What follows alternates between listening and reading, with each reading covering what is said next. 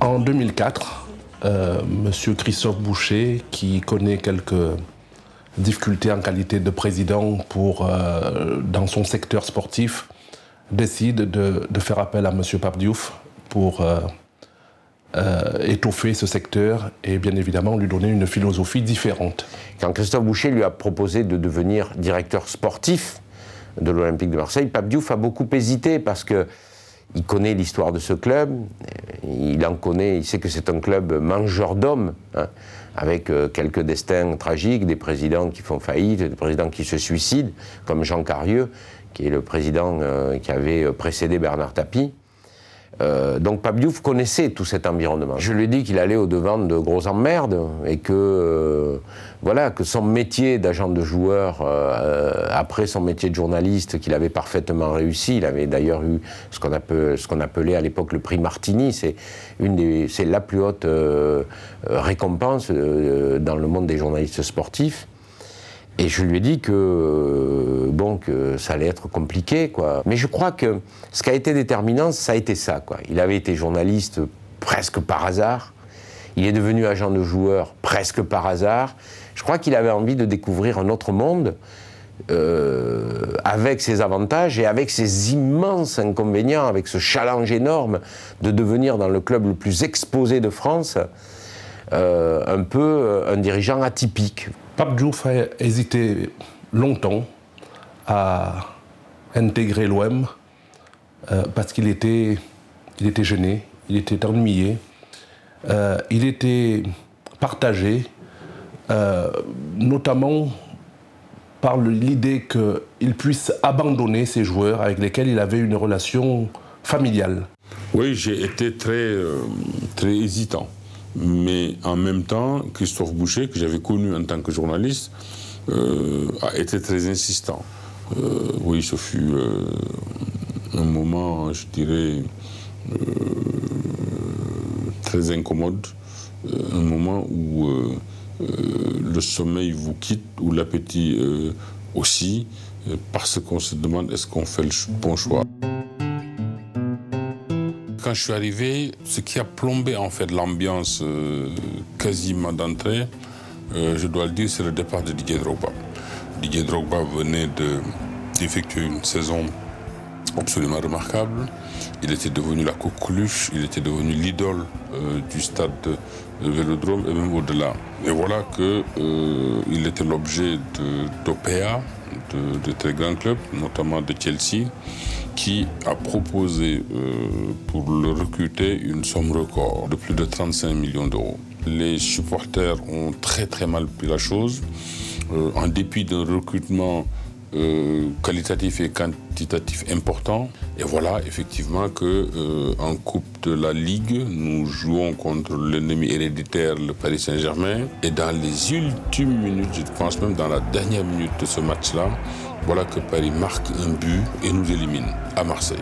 Voilà, c'était effectivement la goutte d'eau qui a fait déborder le vase. Christophe Boucher était contesté par ces mêmes qui, depuis des années, étaient tapis dans l'ombre, toujours prêts, je dirais, à en découdre et à ferrailler. L'actionnaire principal a dû prendre des décisions, donc se séparer de Christophe Boucher. Il y avait des clans qui se faisaient et se défaisaient au gré des circonstances. José Anigo, qui était là lorsque je suis arrivé en tant que manager, puisqu'il était entraîneur, et qui avait d'ailleurs vivement encouragé ma venue à l'Olympique de Marseille aussi, mais qui a eu un moment maille à partir avec Christophe, c'est vrai, s'est trouvé peut-être face à moi. Pour José, le fait que j'étais l'ami de Boucher, effectivement, et que lui et Boucher, comme les choses n'allaient plus du tout, je ne pouvais pas tout à fait être de son côté. Ce qui crée un peu le petit malaise entre Pape et moi, c'est que Pape étant fidèle, c'est l'homme, ça. En amitié, il est très fidèle, il a continué à l'être auprès de Christophe Boucher. Et la distance qu'il y avait entre Christophe Boucher et moi était tellement grande pour qu'on puisse se rapprocher que bon, ça a créé un petit climat particulier qui a duré, comme je l'ai dit, le temps d'une chanson. Et ça s'est aujourd'hui normaliser de la meilleure des manières, puisqu'aujourd'hui, depuis 4 ans maintenant, on travaille en binôme et on fait, je crois, une belle équipe avec beaucoup de réussite et beaucoup de travail, beaucoup de réussite, mais ça se passe plutôt bien maintenant. J'ai vécu une première saison véritablement très compliquée. Ensuite est venue l'arrivée d'un directeur général, Thierry Delabrosse, qui lui n'avait qu'une seule ambition qu'il n'avouait pas, mais la seule ambition qu'il avait, c'était d'être le président du club, même si effectivement le football lui était absolument une discipline inconnue. Et je pense que M. Thierry Delabrosse, c'est vrai, aurait aimé être président. Ça s'est pas fait. Après, bon, c'est sûr que Pape, ça a été une période particulière pour lui, qu'il n'a pas, si vous voulez, ça lui a pas facilité le quotidien, parce que, enfin, faut quand même pas oublier aussi une chose. Vous savez, dans toute tension, il y a des clans. C'est vrai qu'il y avait peut-être un clan Pape, mais il y avait aussi un clan Thierry Delabrosse. Des binômes à la tête de l'OM, il y en a eu plusieurs depuis l'arrivée de Robert Louis Dreyfus. Et les duos se sont la plupart du temps transformés en duels. Courbis, Marchand, Dimeco, Tapi, avec Dubiton, c'est Caldi, là ça s'est même terminé à coup de poing, à coup de tête. Et donc on avait l'habitude, même si après ça a débordé avec des déclarations, avec des pseudo-documents qui ont circulé. J'ai été celui qui a amené à Marseille des joueurs comme Basile Boli, comme Marcel Desailly, William Gallas, Abedi Pelé, Didier Drogba, Habib Beye, et j'en passe. On sait que le club a connu des problèmes d'ordre judiciaire, que le club a été convoqué dans les cabinets des juges et dans les prétoires. Pas une fois, je dis bien pas une seule fois, je n'ai simplement été l'objet d'une audition sur les questions financières, qui ont parfois emboucané, comme on dit ici, la vie du club. Pas une seule fois, et pourtant, c'est moi qui ai amené tous ces joueurs que j'ai cités. Alors, ça veut bien dire quelque chose quand même. Cela veut parfaitement dire que j'ai toujours respecté la légalité et aussi la moralité. Cependant, il n'est pas, comment dire, interdit à certains de toujours déverser leur venin. Il n'est pas interdit à certains d'essayer de trouver un peu de boue pour salir les gens. La seule difficulté qu'ils ont, c'est qu'ils n'en trouvent pas. Parce que croyez-moi que si j'avais fait quelque chose qui devait, aux yeux de la loi, ne pas être acceptable depuis longtemps, on l'aurait su.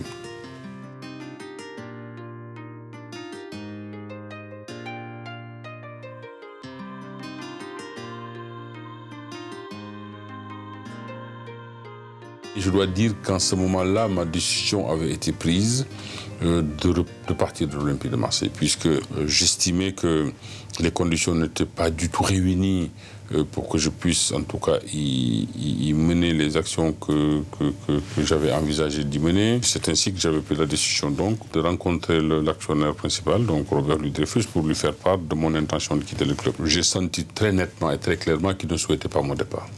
Il voulait que je reste, il me l'a clairement exprimé. À cet égard-là, aussi, il faut dire que lui, Acariès, a insisté lui aussi pour que je ne parte pas, pour que je continue à mener en tout cas une action au niveau du club. À partir du moment où lui, Acariès, qui était en ce moment-là le censeur, qui était l'auditeur, en tout cas envoyé par Robert Louis Dreyfus, et surtout Robert Louis Dreyfus lui-même, se sont engagés à me soutenir, à soutenir l'action que je mènerai et à me donner le rôle numéro 1 dans le club, les choses effectivement prenaient une autre allure. Et à partir de ce moment-là, j'ai répondu par l'affirmative à leur demande de rester. Et c'est ainsi effectivement que je suis resté à l'Olympique de Marseille. C'était quelque chose d'inédit qu'un Noir soit le président d'un club, et surtout de quel club, puisqu'il s'agissait de l'Olympique de Marseille. Ce n'était pas être le président, je dirais, d'un petit club de quartier. C'était le club le plus populaire de France, le club le plus médiatique de France. Cela, effectivement, donnait une résonance particulière à cette situation.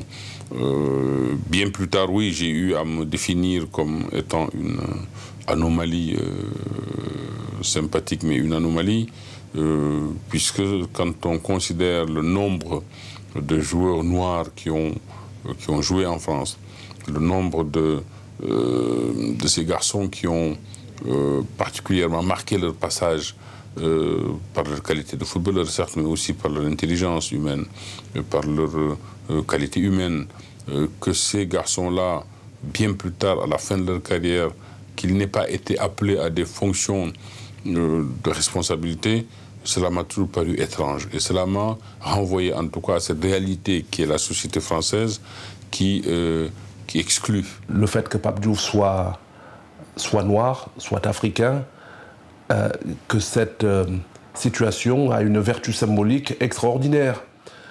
Que ceux qui sont issus de la diversité ou qui sont issus des minorités à la fois africaines, mais également d'autres contrées, voient en lui un exemple de réussite.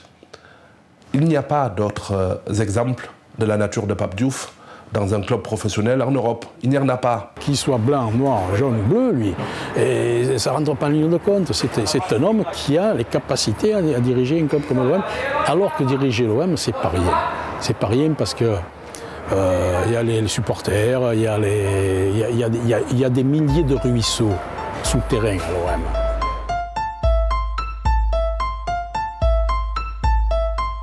Quand il est allé à Paris avec cette équipe de Milan pour affronter le PSG avec l'équipe réserve, parce que l'OM était victime d'injustice ce jour-là, il a joué gros. Si l'OM avait pris une carton ce jour-là, il pouvait prendre ses valises et s'en aller.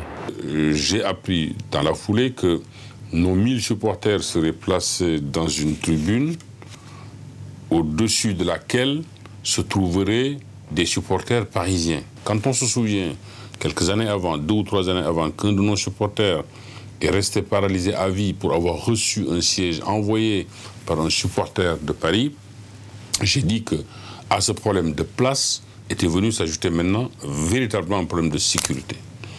Et qu'il n'était pas possible pour nous, Olympique de Marseille, d'accepter cet état de fait. Mais je crois que dans cette affaire, les gens ne nous ont pas trop pris au sérieux. Et c'est là où, coincés comme nous l'étions, puisque je le redis, nous ne pouvions quand même pas déclarer forfait, une idée nous est venue. Une idée, c'était de dire, oui, nous tiendrons notre parole vis-à-vis des supporters en leur disant que l'équipe qu'ils avaient l'habitude de suivre et d'encourager en France et en Europe ne se rendrait pas à Paris, mais que nous y enverrions notre équipe de jeunes, l'équipe des minots. Et c'est ainsi qu'ils ont joué ce match-là, ils ne l'ont pas perdu, et ils ont été accueillis quasiment en héros à leur retour à Marseille. Je ne pense même pas qu'il ait fait ça pour se mettre les supporters marseillais dans sa poche. Il en avait plus à perdre qu'à gagner dans cette histoire. Il est quand même allé à l'encontre de la Ligue, allé à l'encontre de tous ces présidents de clubs, en envoyant et en provoquant, et surtout en provoquant Canal+, en envoyant la CFA2. Parce que derrière tout ça, on sait qu'il y a des publicités qui se payent, qu'il y a beaucoup d'argent qui se trame derrière des gros matchs comme ça. Il s'est plus mis à dos les gens que de se les mettre de son côté.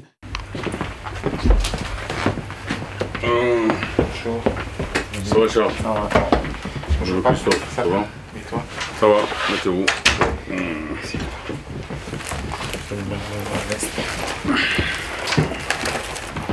Ça va? J'ai pris un peu de retard. C'est la folie, Pape. Un peu. Comme d'habitude. Comme souvent. Comme souvent. Ça va, Charles? Ça va. L'entraînement s'est bien passé? Bien. Bon, ça va. Demain, c'est après-midi. Bon, moi, je suis ravi, en tout cas, que nous soyons à ce stade où ton contrat est prolongé, avec évidemment une augmentation de tes revenus. C'est un peu, si tu te souviens, ce qu'on t'avait dit lorsque tu es arrivé. Et j'ai pour habitude de dire, moi, que si cela ne dépendait que de moi, chaque saison, un garçon sur lequel je compte viendrait me demander d'augmenter son salaire. Ça veut dire que chaque saison, il a beaucoup progressé.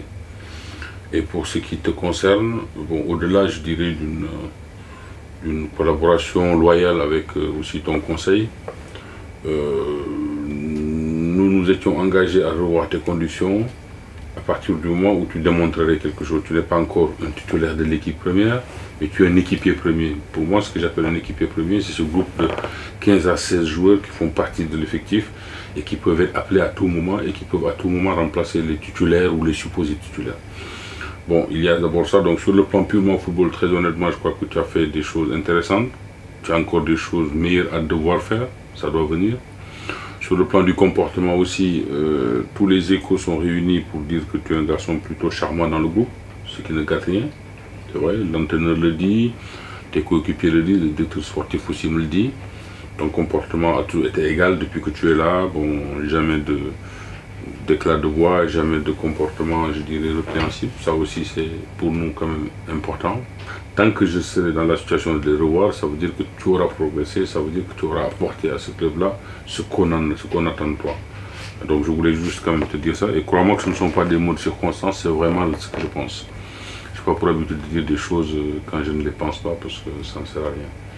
Je laisse à ton conseil le soin de regarder quand même.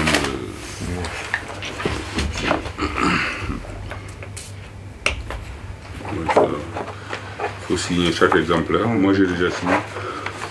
Pas. Ne le fais pas signer. Pourquoi pas. En plus c'est lui-même qui m'a dit de te faire signer. Alors. C'est lui-même qui m'a dit de te faire. Ça va? Dosage dans la passe. Dosage dans la passe. Pas besoin de passe longue.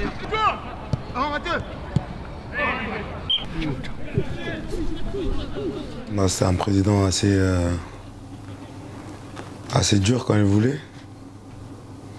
Mais c'était un président qui était assez proche de ses joueurs, de tous les joueurs, et qui défendait beaucoup ses joueurs. Peu importe d'où tu venais ou comment tu avais été éduqué ou quelle origine tu avais, et il était là pour toi s'il le fallait. C'était un président qu'on aimait beaucoup. Quand les premières velléités de Franck Ribéry se sont fait jour au printemps 2006, la formule qui était employée dans les médias et par les dirigeants de clubs, c'était un club ne peut pas retenir un joueur qui a envie de partir. Et Pape répondait, moi je vous dis qu'on ne peut pas obliger un club à vendre son joueur. Ce qui s'est passé, en fin de compte, c'est que Franck Ribéry, qui est un garçon au demeurant charmant, c'est certainement un de ces garçons dont je garde le meilleur souvenir sur le plan humain. Humainement, c'est quelqu'un d'assez extraordinaire, mais véritablement. Ce garçon qui avait été instrumentalisé a compris à un moment donné que dans ce bras de fer, il n'aurait pas le dernier mot. Il a gagné en popularité auprès des supporters qui, lorsque Franck Ribéry a repris l'entraînement, s'en sont pris même physiquement à Franck Ribéry à la sortie de la commanderie, parce qu'il avait annoncé à la télé qu'il voulait partir à Lyon, ça n'aura pas beaucoup plu. Il s'est affirmé vis-à-vis des autres joueurs, parce que plus aucun joueur n'a voulu comme ça tenter un bras de fer avec lui. Et il s'est affirmé vis-à-vis des autres dirigeants de club, à tel point qu'à l'été 2008, quand deux joueurs du Stade Rennais, je crois que c'est Mbia et Briand, ont voulu faire un bras de fer avec leur club pour partir, je crois que l'un c'était au PSG ou les deux au PSG, le président rennais Frédéric de Saint-Cernin a appelé Pape Diouf pour lui demander des conseils sur ce cas de figure, et le président rennais a tenu bon. Donc le Pape a fait, entre guillemets, jurisprudence. Je dois dire que cette affaire-là a permis surtout à nos supporters de comprendre que les choses avaient changé à l'OM. Que maintenant la direction, quand elle disait une chose, elle le faisait. Et qu'elle faisait ce qu'elle disait. Pape Diouf étant un homme de médias, enfin étant un journaliste, un homme de communication, un journaliste, je pense qu'il a très vite compris l'intérêt d'une chaîne comme ça pour l'image du club. Donc depuis l'arrivée de Pape Diouf, ça a énormément changé. Nos relations avec le sportif, avec la direction, il y a une relation de confiance qu'il n'y avait pas avant. Voilà. Et depuis que Pape est là, c'est beaucoup plus simple. C'est beaucoup plus simple. D'ailleurs, ça se voit à l'antenne. On est aujourd'hui capable de faire une émission en direct le lendemain de match, même si on a perdu. On fait l'émission en bord terrain pelouse pendant le décrassage. Et depuis l'avènement de Pape, chaque année, on réinvestit en matériel. Il y a une volonté vraiment réelle de la part des dirigeants pour que cet outil fonctionne, quoi.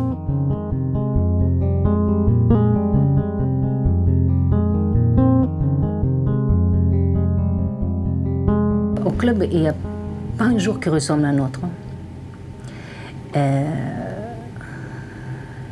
Parce que si vous voulez, la semaine de travail, elle est rythmée par les matchs à l'extérieur ou à domicile, en semaine ou en fin de semaine.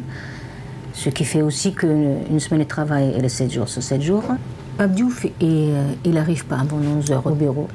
Après, il consacre une partie de son temps à la lecture des journaux. Ça, c'est vraiment un élément incontournable de sa journée. Après l'après-midi, il reçoit les différents collaborateurs, que ce soit donc pour des briefings ou pour des dossiers qui doivent être réglés ou pour simplement des conseils qu'il lui demande. Il est très sollicité par les différents médias. Son bureau, c'est comme un va-et-vient permanent. Lui, il n'arrive pas avant 11 h le matin. Par contre, il travaille très très tard le soir. Je pense que c'est vraiment le dernier qui part de la commanderie.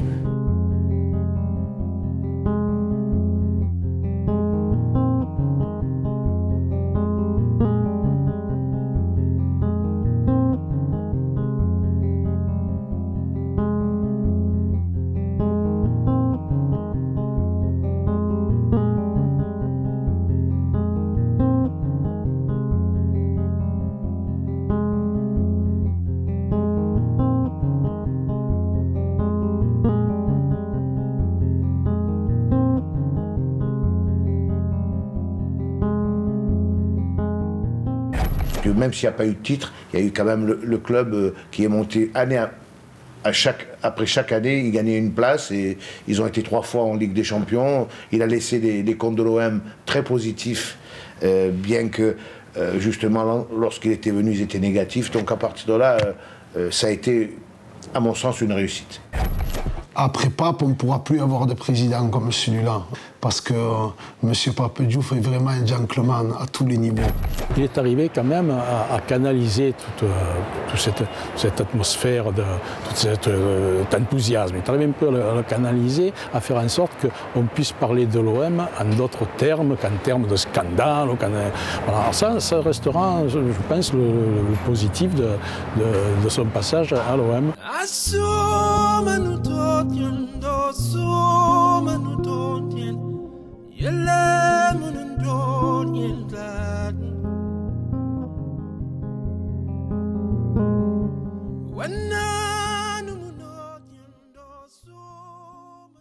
Être 5 ans à la tête de l'OM, c'est une tranche de vie. Ce sont des moments où l'adrénaline montait très fort, d'autres moments où cela s'apaisait pour repartir. Que pendant cette période-là, j'ai pu commettre évidemment quelques erreurs, c'est évident, c'est même certain. Il est vrai que je suis peut-être le seul président ces dernières années à être parti non pas sous la pression populaire, non pas sous la pression des mauvais résultats, non pas sous la pression de casserole judiciaire aussi.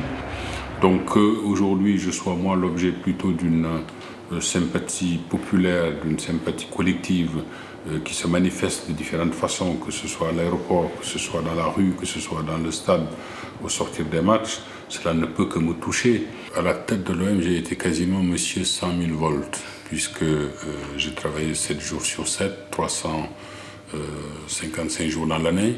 Je n'avais en fait que 10 petits jours en fin d'année pour respirer un peu. Aujourd'hui, évidemment, je n'ai peut-être pas tout à fait ni l'envie ni le projet de reprendre un rythme aussi infernal. Rien ne m'empêche effectivement de me replonger dans une activité qui réponde à mes aspirations. En premier lieu, je pense revenir à une activité peut-être un peu plus intellectuelle. C'est ainsi que je ne me priverai certainement pas de donner des cours dans tel ou tel institut. Je répondrai aussi à certaines sollicitations dont j'ai été l'objet. De tout cela, j'aurai, disons, le temps d'ici la fin de l'année d'aviser et de me décider définitivement.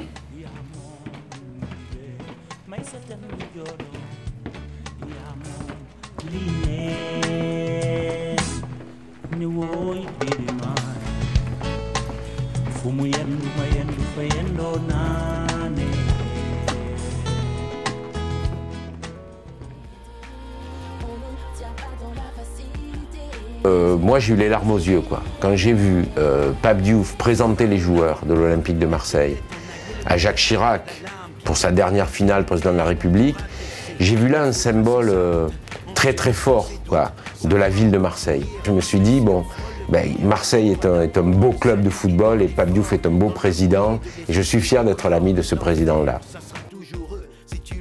Journaliste, c'est ce qu'on appelle communément un bon client. Parce qu'il parle bien, il parle facilement, puis de temps en temps il nous sort des formules un petit peu fleuries. Par exemple à Marseille, de 9 on fait facilement un bœuf, ça c'est du Pape tout craché. Pape Diouf a dans son bureau l'équipe de Hongrie, il n'a pas celle de l'OM, il a celle de Hongrie de 54, ce qui montre qu'il aime un football de qualité, un football d'attaque. Et je voulais juste lui dire qu'on pensait énormément à lui, que tous les joueurs qu'il a fait venir, et moi le premier ici, ont beaucoup de reconnaissance pour lui, beaucoup de respect, beaucoup d'amour pour lui et on lui souhaite vraiment encore une longue vie et on a tous hâte de le revoir un jour parce qu'il nous manque, même s'il vient au Vélodrome, on n'a pas l'occasion de se voir parce que lui il va dans les tribunes et après il repart aussitôt. Donc on aimerait beaucoup le revoir et pour le saluer et voilà parce qu'il nous manque beaucoup. Il essaie d'être vraiment pareil avec les gens. Et il ne va pas faire forcément la différence entre quelqu'un parce que vous êtes à ce niveau-là. À ce niveau-là. Quand on a été président de l'OM, tout s'ouvre devant soi. On a toutes les possibilités, on peut à peu près tout faire. Je me demande même s'il ne pourrait pas devenir pape au Vatican.